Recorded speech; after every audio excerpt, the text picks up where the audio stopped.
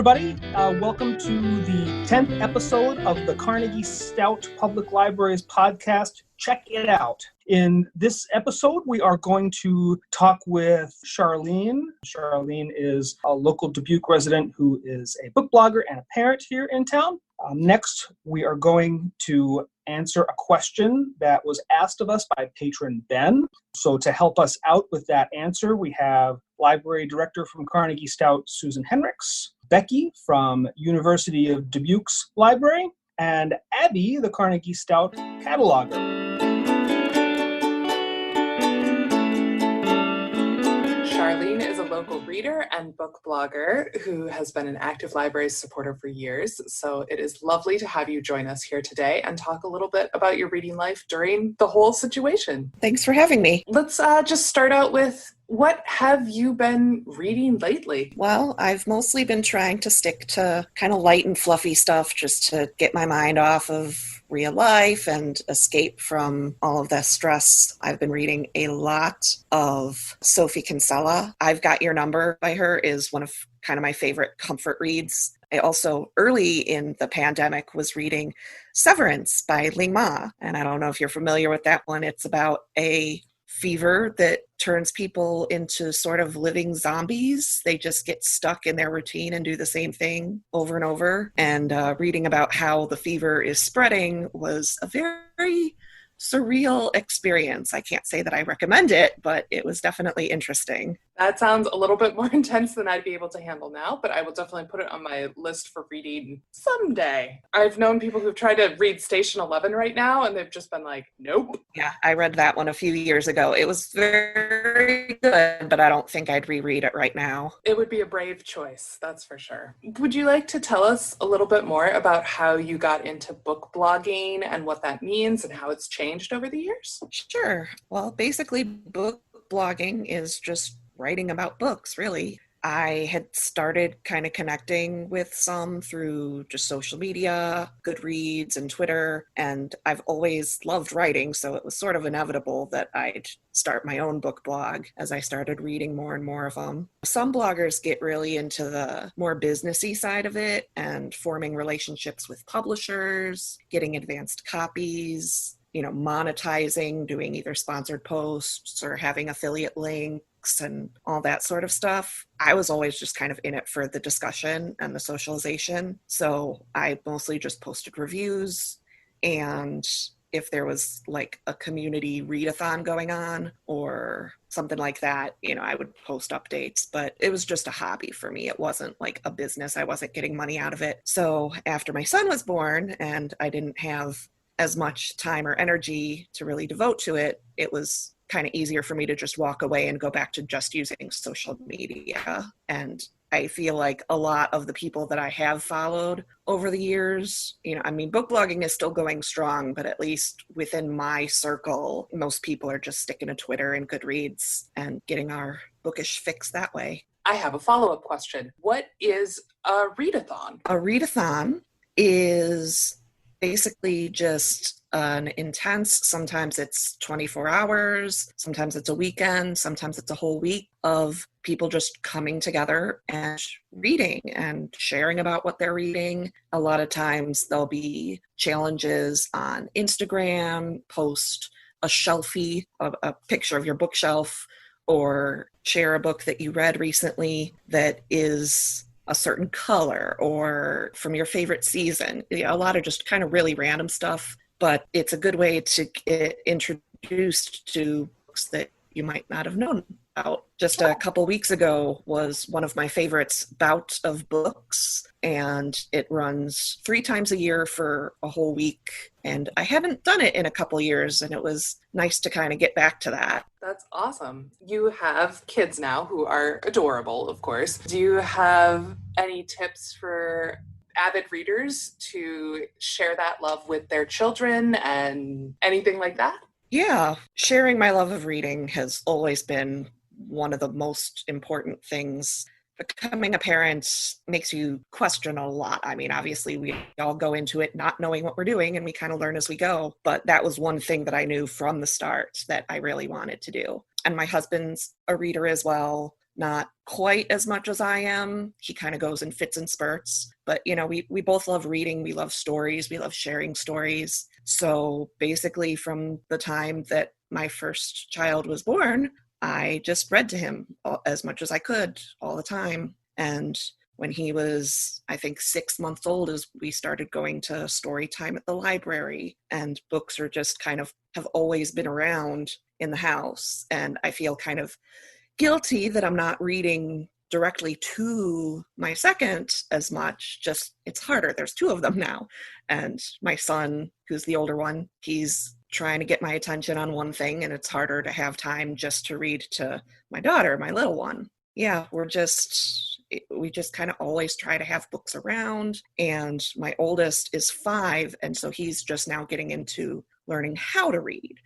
And so that's a whole different challenge that we're not very far into, so I can't really tell you any tips there, but get back to me in a year. Maybe I'll have something. Learning as you go. That's true. Life is an adventure, and you never know what the next challenge is going to be. Yeah, life in general, we learn as we go, but definitely having kids was just another level to that. I wonder if they'll start reading together, if that will be one of the next things that he was always read to, and now he'll read to his sibling. He does do that. He reads to her. He doesn't actually know how to read yet, but his favorite books, he knows the story of the book. Or we have a lot of books that don't really have stories. It's just pictures. And the books that don't have a story are good for, you can just say anything, you make it up by looking at the pictures and stuff like that. He will read to her, and it's really adorable. I actually have a picture from the first or second night after we brought her home, and he's sitting next to her on the floor reading to her. So I hope they keep that up as they get older. I think they have a very great foundation for a strong reading life. Are there any other cool things about books or reading or anything at all in life that you'd like to share? I will just say that as a reader, having kids, my own reading is obviously nowhere near what it was before, and that's life. But I definitely try to set a time reading in the evenings after they go to bed, try to have a little bit of time to myself, but also just kind of throughout the day, if I get a chance, if they give me a moment to breathe, I'll pick up a book. And even if I'm not getting as much out of it because of the distractions, it's really important to me that they see me reading and see their dad reading, and that's just going to be a normal part of life. That's one of the things that our family does. We read. Thank you. It was so nice to have you join us today, and I can't wait until someday you're able to take both of them back into the library for story times with Miss Bailey and Miss Hannah. We are looking forward to it. Have you tried any of the Facebook Live or YouTube? We've watched a couple of the YouTube videos. It's harder at home just because there's a lot more distractions. True. Although having so many kids in one place, there's plenty of distractions during story time at the library too, but it's not the same. It's a different sort of, it's more of a on topic distraction in the building, whereas at home there's everything that is not that to keep you busy. Yeah.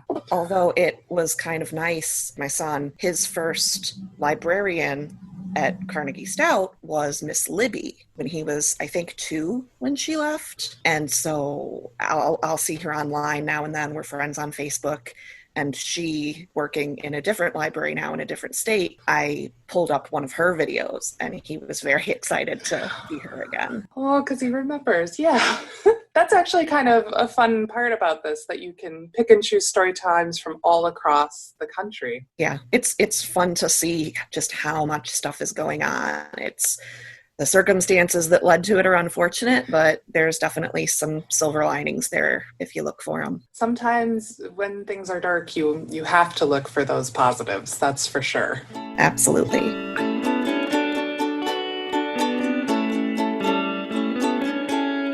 Hey, library lover Ben here. My wife and I have been doing some spring cleaning, like you do in spring, and we've been starting to tackle our little library.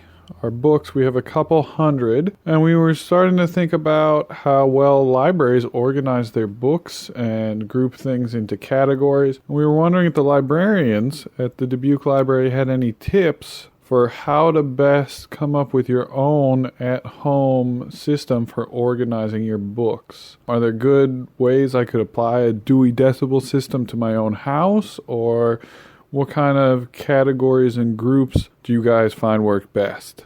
Thanks. Thanks for the question, Ben. We posed your question to a few local experts to get their opinions, including Susan Henricks, the director of Carnegie-Stout Public Library, Becky Canavan, Assistant Director of Public Services at the University of Dubuque's Charles C. Myers Library, and Abbey Holt, Carnegie-Stout Public Library's cataloger.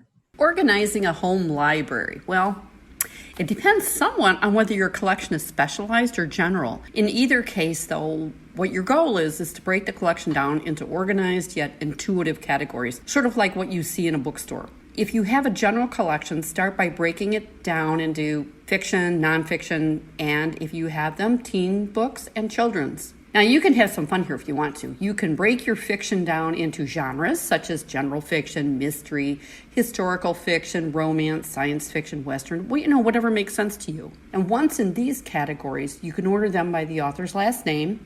Again, whatever works for you. For example, I have collected all of Earl Stanley Gardner's mystery books. He wrote more than 100 mysteries, a lot of them featuring attorney Perry Mason. And anyway, I collected these, and I decided to organize them in chronological order, beginning in 1933 through 1970. Now, for nonfiction, I would recommend organizing by subject. You've got biographies, how-to topics, history, sports, gardening, reference, and so on. Within the categories, you can organize them with a method that works best for you, like you might want to keep all your series together or have specific topics within the category together, or maybe even want to use a type of alphabet organization within those specific categories. Similarly, if you have a large nonfiction collection on one topic in one area, you'll want to break it down into an easy-to-understand method or put them into easy-to-understand categories. Periods in history, for example. Or my cookbook collection is large, so it's organized by overall reference, general, slow cooking with appliances, Italian, Mexican, Greek, and so on, bread, salads, vegetarian, pasta, chicken, beef, wild game, and more. You have cakes by type, pies, cookies. I could go on and on, but you get the idea. Your nonfiction collection can be organized as narrowly as you feel you need to find what you're looking for quickly. And that's what it's all about, finding what you're looking for quickly. Good luck. Hi, this is Becky Canavan. I am the Assistant Director of Public Services at the Charles C. Myers Library up at the University of Dubuque. And I was asked to answer this question. And I think this is a great question. I think as many of us are spending some time reorganizing and cleaning and sorting, this is a great question to ask about organizing a bookshelf. I have a lot of experience with this. I have moved approximately 4 or 5 times in the last 12 years. So I have also tried lots of different organizing schemes. And what I think I really ended up finding was the biggest thing to think about while organizing a library for me is, what are you going to use it for? So I've tried that fun Instagram, Pinterest thing where everybody organizes books by color. And yes, it is not useful in a real library, but at home it was really fun. I did that for my young adult books.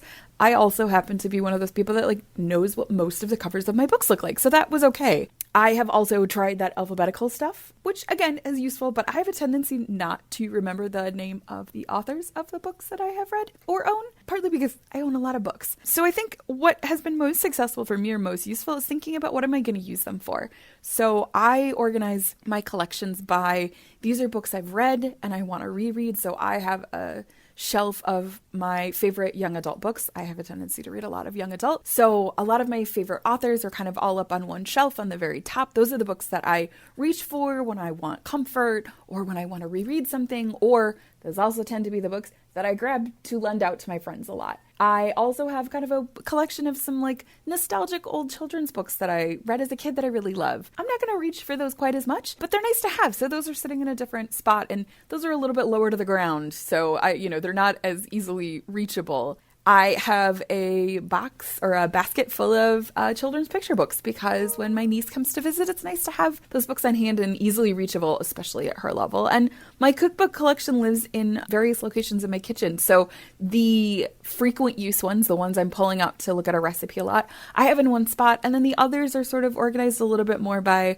I try to put the, bakery stuff together, or I try to put the savory stuff together. But again, a lot of it comes down to, what are you using it for? What does it look like? Are you looking for aesthetics? Are you looking for use? Aesthetics is fun, finding the stuff that fits the way that you want it to fit, the way that it looks, that the way that you want it to look. If it's about utility, if it's something where you're going to lend stuff out to people, or you want to be able to identify a book right away, figuring out what category do you want to put it in. For me, it's mostly young adult books, my old school kind of nostalgic children's books, cookbooks, and my kids' books. That's as much as I really need to organize. But if you are like, oh, I like this mystery series, or I have all these, putting those all in one spot, that's a great way to do that. I happen to put my poetry books in one spot because they don't fit on my shelves, because those tend to be the ones that are in kind of an odd format. So I think for me, it's mostly thinking about functional use. What do you want to use it for, or what's the purpose that it's serving? Is it a decoration? Is it for use?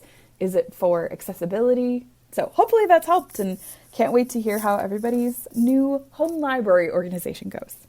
Hi, this is Abbey, cataloger at Carnegie-Stout. I confess, when I was in library school, I organized my bookshelves using the Library of Congress classification system, which is commonly used in university libraries. If you are inclined to give your personal collection the library treatment, you can often find assigned Dewey Decimal and Library of Congress classification numbers in the cataloging and publication data at the front of a book. Other sources would be your local library catalog, the Library of Congress online catalog at catalog.loc.gov, and Library Cooperative OCLC's Classify project at classify.oclc.org. That's classify.oclc.org. Thanks, Ben, for that great question. We hope this information will help you in your home library reorganization project, and hopefully you'll send us a picture once you've finished of your brand new, beautifully organized library. If you have a question for the librarians of Carnegie-Stout and the Greater Dubuque community, please do send it to us at the Check It Out podcast at yourlibrarian@dubuque.lib.ia.us.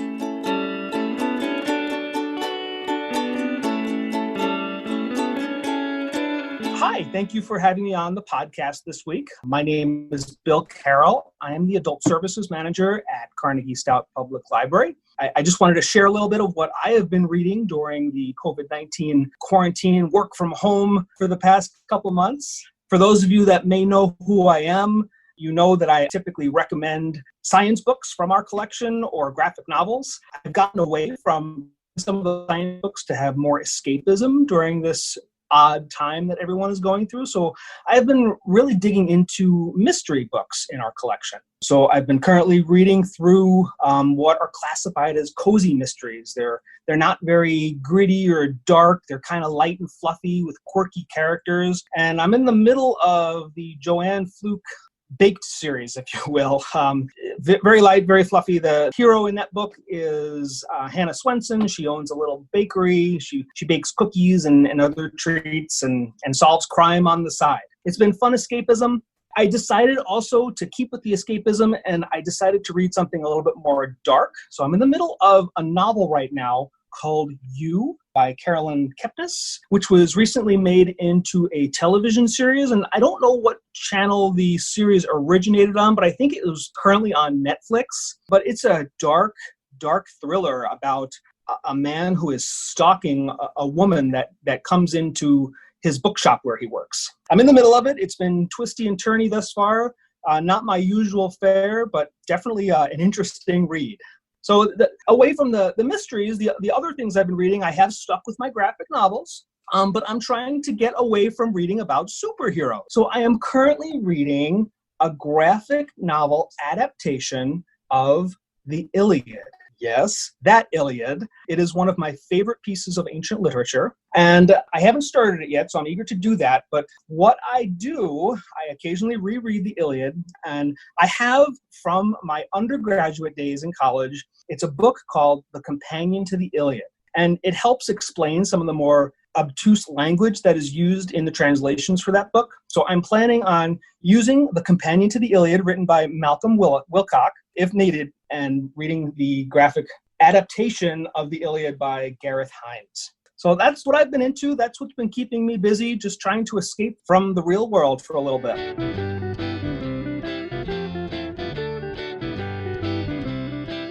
Thank you for listening to our 10th podcast.